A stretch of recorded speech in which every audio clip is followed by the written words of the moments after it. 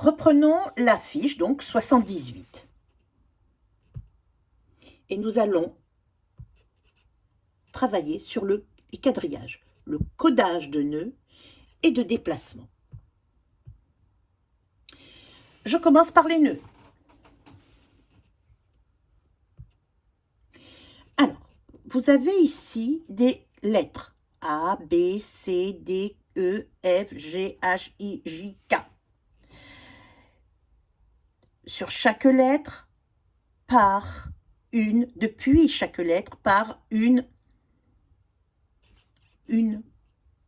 un trait à la verticale, tout droit.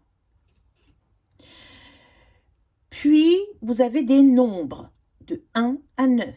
De chacun de ces nombres part un trait à l'horizontale. Un trait à l'horizontale. Cela s'appelle un quadrillage. En faisant un quadrillage, on peut positionner tous ces points et véritablement savoir où se placer, où placer des points. J'ai besoin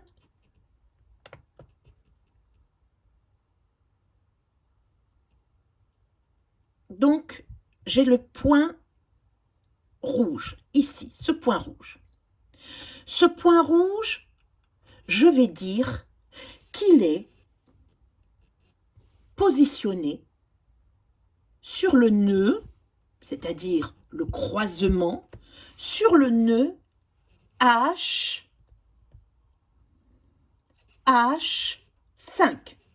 H5. Pourquoi? Parce que voilà le 5, voilà le H, et donc cela s'appelle un nœud. L'endroit où les deux traits se rejoignent, eh bien, c'est l'intersection, c'est le nœud. Et ce point s'appelle H5. Je mets deux parenthèses et à l'intérieur, je mets d'abord la lettre, puis ensuite le nombre. Nous allons donc maintenant voir quel est le code des points suivants. Comment je vais appeler ces points? Le point jaune.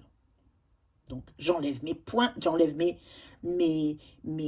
traits qui surlignent les traits, les traits colorés qui surlignent les traits du quadrillage, et je vais au point jaune. Le point jaune, alors le point jaune c'est un B, puisque et de l'autre côté, au niveau des chiffres, au niveau des nombres, voilà, le nœud, il est donc B2. Qu'est-ce que je vais marquer ici? Donc, le point entre les deux parenthèses, eh bien, je vais marquer B2. J'enlève mes surligneurs de traits. Je prends le point vert. Donc, le point vert, c'est dans la rangée des 1 et dans la colonne des K. Donc, qu'est-ce que je vais marquer ici? K1. Et voilà, K1. Je continue, j'enlève mes deux colonnes et je regarde le point bleu. Il est là. Le point bleu, donc c'est dans la colonne des C et dans la rangée des 8. Donc, je vais écrire ici C8. Bien, j'enlève mes deux points. Et maintenant, je vais placer d'autres points. C'est de comment je place ces points. J'ai le point noir. Il faut que je le mette au croisement des deux lignes C4. Donc, je marque, je vais placer mes deux colonnes C et 4. Donc, où je vais mettre le point noir? Eh bien, ici, au croisement de ces deux. Et les voilà. au croisement de ces deux repères. Je continue. Un point violet au croisement de la colonne J et de la rangée 8.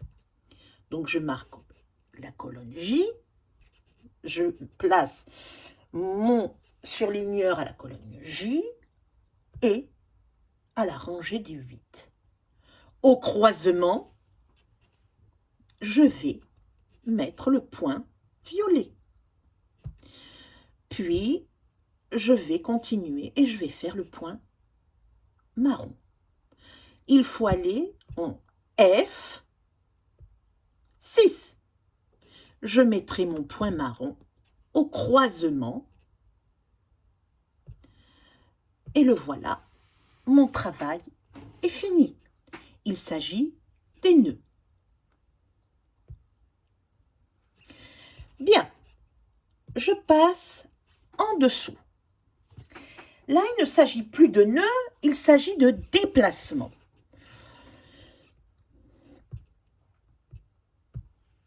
Les déplacements.